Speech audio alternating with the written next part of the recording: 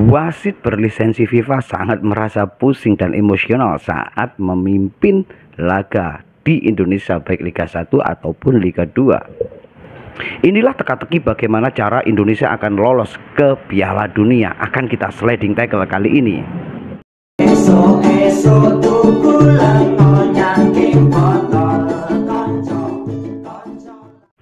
Oke, kembali lagi di sliding tackle-nya Caruri. Selalu tidak lupa saya ucapkan terima kasih buat teman-teman yang selalu mampir dan like, komen di konten-konten saya.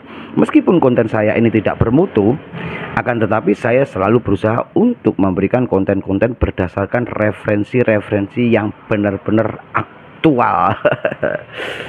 Oke, yang pertama kita bahas tentang sepak bola Liga 1 di Indonesia. Kenapa kita bahas? Karena Liga 1 di Indonesia itu juga salah satu kompetisi yang terbesar, levelnya paling keren di Asia Tenggara, dan juga selalu menciptakan para pemain-pemain tim nasional Indonesia.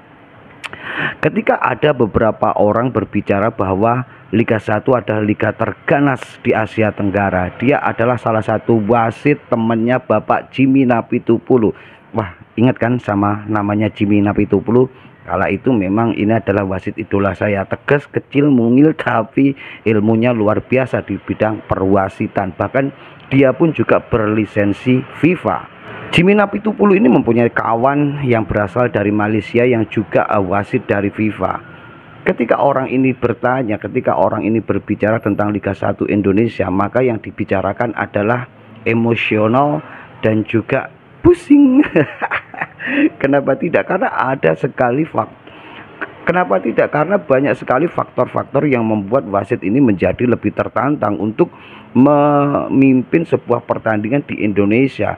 Kalaupun para wasit-wasit lisensi FIFA ini memimpin wasit kayak zaman dulu ada Piala Tiger, kemudian AFF, kemudian Asian Games, kemudian SEA Games ataupun Piala Dunia, saya kira nggak begitu tertantang karena di dalamnya pemain-pemainnya itu sudah profesional banget, beda banget dengan para pemain-pemain yang ada di Liga 1 Indonesia. Kita sering menjumpai sebuah pelanggaran-pelanggaran yang sangat keras yang berada di Liga 1 itu hanya berbuah teguran tanpa ada keluarnya kartu. Akan tetapi lucunya lagi, ketika ada pemain yang tidak melakukan pelanggaran atau foul yang keras, bahkan bisa terkena kartu merah. Wasit ini yang berlisensi FIFA ini juga berbicara lebih keras mana antara Liga 1 dan Liga 2. Secara spontan dia langsung menjawab Liga 2 itu lebih menantang dan lebih keras dibandingkan Liga 1. Taulah kalau kita selalu menonton kejadian-kejadian yang ada di Liga 2. Violence, bahasa Inggris menara. Iku kekerasannya itu benar-benar melebihi Liga 1. Bahkan malah jarang sekali ada kartu yang keluar di Liga 2, meskipun selalu ada kekerasan-kekerasan yang terjadi pada pertandingan di Liga 2. Kita sering menjumpai bahkan sampai ada sepak bola ala kungfu master pun juga sering kita lihat di Liga 2, dan biasanya dia hanya mendapatkan kartu kuning. Keren nggak sih? Ini keren apa wasitnya di Indonesia itu terlalu sabar? Jadi memang ada beberapa sesuatu untuk seorang wasit itu bisa menentukan apakah ini pelanggaran keras ataupun hanya pelanggaran biasa.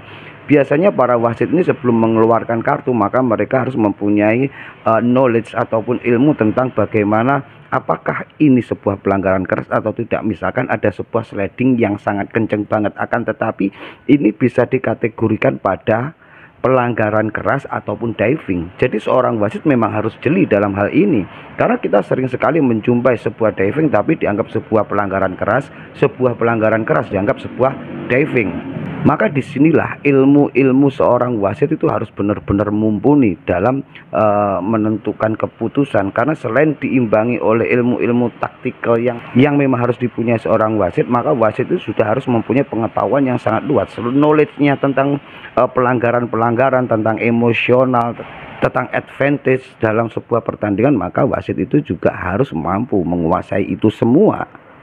Kalau kita berbicara tentang wasit Indonesia, selain Jimmy Napitupulu juga ada nama Thorik Alkatiri. Beberapa waktu saat Thorik Alkatiri ini memimpin sebuah pertandingan di Asian Games, dia melakukan sebuah keputusan yang sangat kontroversial. Yang pertama, dia memberikan sebuah kartu kuning terhadap pemain yang melakukan pelanggaran. Akan tetapi beberapa menit kemudian sebelum pertandingan dimulai kembali, maka Thorik Al-Qadiri ini masih berpikir, dia sedang berperang dengan otak kecilnya.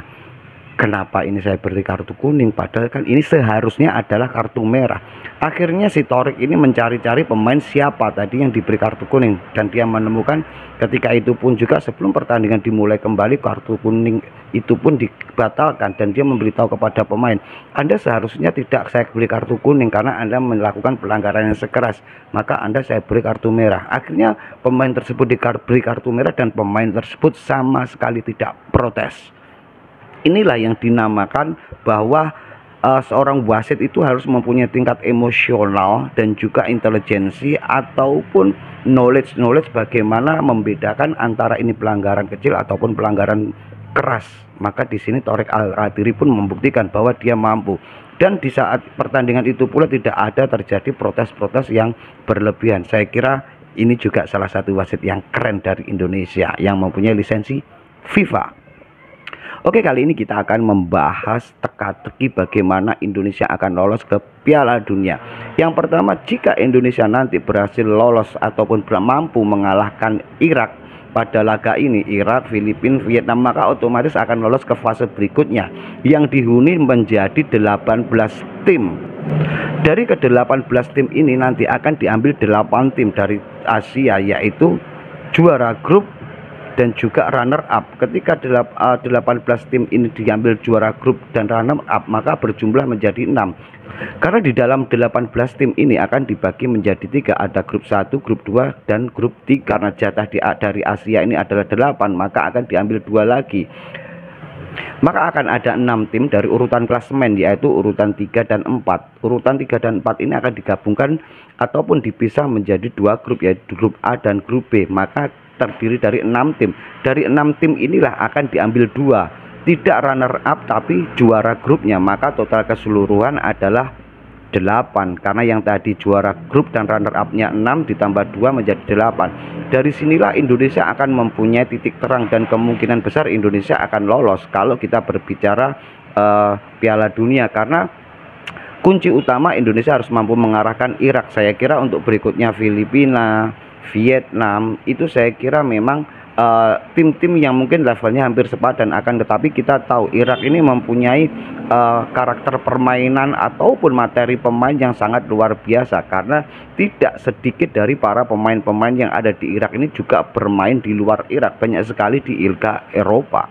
Jadi kali ini Indonesia akan tertantang, karena pada leg pertama melawan Irak Indonesia akan bertandang di Basra. Indonesia kali ini benar-benar tidak akan melakoni beberapa laga kandang. Selain kita akan bertandang ke Irak, maka ada laga yang seharusnya dilakukan di Indonesia ini nanti akan dilakukan di Filipina. Gimana? Apakah PSSI ataupun pemerintah nanti punya solusi lain? Mungkin bisa ke stadion selain yang dipakai untuk ajang FIFA, yaitu Piala Dunia. Mungkin bisa menggunakan di Iwayam Dita Bali atau di mana. Yang jelas kali ini kita harus optimis, karena Sintayong pun juga optimis untuk bisa meraih poin sehingga akan lolos ke 18 besar, dan akhirnya Indonesia akan menjadi salah satu finalis Piala Dunia. Karena dari Asia lagi-lagi saya ingatkan diambil yaitu 8 tim. Jadi peluang kita sangat besar sekali. Oke, terima kasih buat teman-teman yang selalu nonton sliding tackle-nya Cak Ruri. Salam sehat, salam waras, Indonesia juara.